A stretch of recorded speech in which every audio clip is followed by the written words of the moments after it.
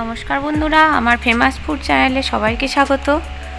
তেল মশলা তরকারি খেতে খেতে একঘেয়েমি হয়ে গেছে। তাছাড়া যা গরম পড়ছে, এই গরমের দিনে একটু হালকা খাবার ও সহজে হয় এরকম খাবার হলে কেমন হয় বলুন। হ্যাঁ, আজকে আমি এইরকমই একটা খুব অল্প সময়ে হবে এবং খুব হালকা খাবার নিয়ে হাজির হয়েছি। এই গরমের দিনে রান্নাঘরে থাকতে কারোরই ভালো লাগে না, কিন্তু কি করা যায়, খেতে তো হবেই। তাই মেয়েদের কথা ভেবে, আর আজকালকার মেয়েরা সবাই তো ব্যস্ত, সব সময় যাতে খুব অল্প সময়ে রান্না হয় সেই দিকেই সব সময় ভাবতে হয়।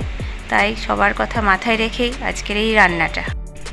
চলুন তাহলে শুরু করা যায় আজকের রেসিপি, নর্মাল সবজি পনির।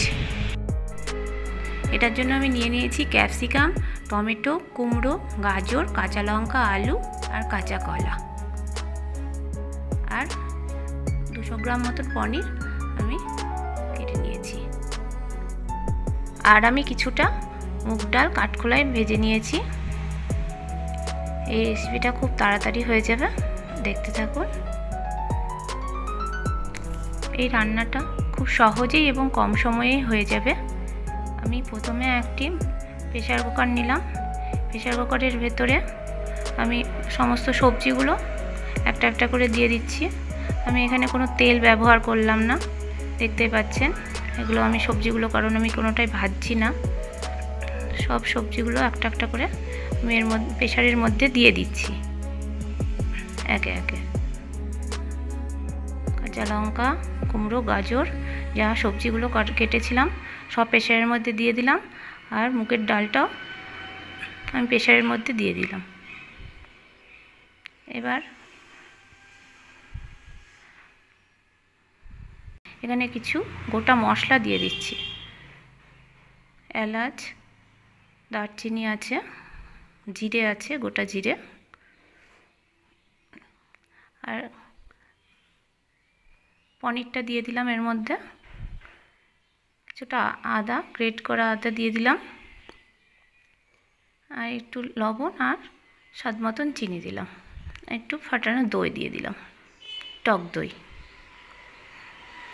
দিয়ে দিলাম। এবার আমি জল দিয়ে দিলাম, কিছুটা জল। এখানে আমি হলুদও ব্যবহার করলাম না, দেখতে পাচ্ছেন। প্রেসারের ঢাকনিটা লাগিয়ে আমি প্রেসারের উপর খুব কম ফ্লেমে এখানে 2-3টে সিটি বাজিয়ে নেব। আসলে এই রান্নাটা করার কারণ হচ্ছে, আমাদের এই সময় অসুখ চলছে। আপনারা জানেন, হিন্দু ধর্মে কেউ মারা গেলে অনেক কিছুই খাওয়া বারণ থাকে। তাই সেই সময়ে মাছ, মাংস, ডিম কোনোটাই খাওয়া হয় না। অনেকটাই প্রোটিনের ঘাটতি হয়ে যায় শরীরে। সেই জন্য সেই কথাটা মাথায় রেখেও আমি সমস্ত সবজি, ডাল, পনির, যত পুষ্টিগুণ সম্পন্ন সবজিগুলো এবং অনেকটাই প্রোটিন থাকে পনিরে, তাই আমি এই রান্নাটা করছি। আবার কোনো ব্রত পালনের সময়ও এই রান্নাটা খাওয়া যেতে পারে। আমি শেষে একটু ঘি দিলাম, দেখতে পেলেন। এবার 2-3টে সিটি বাজিয়ে নেব, খুব বেশি সিটি বাজাবো না। হয়ে গেছে আমার। এবার আমি ঢাকনিটা খুলে দেখে নিচ্ছি।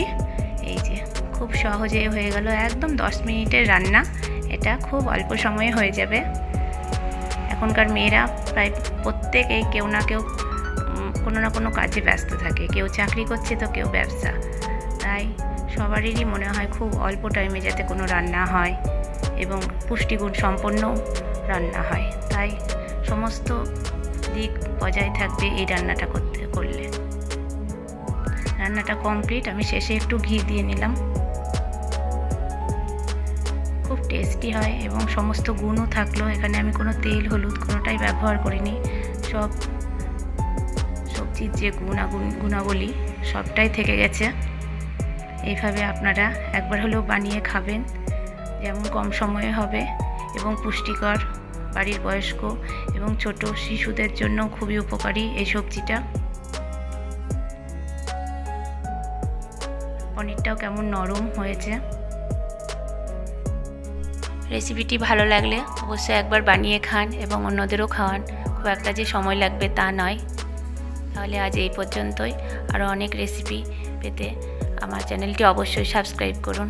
নমস্কার, ভালো থাকবেন, সুস্থ থাকবেন। এই গরমের দিনে নিজের শরীরের যত্ন নেবেন। নমস্কার।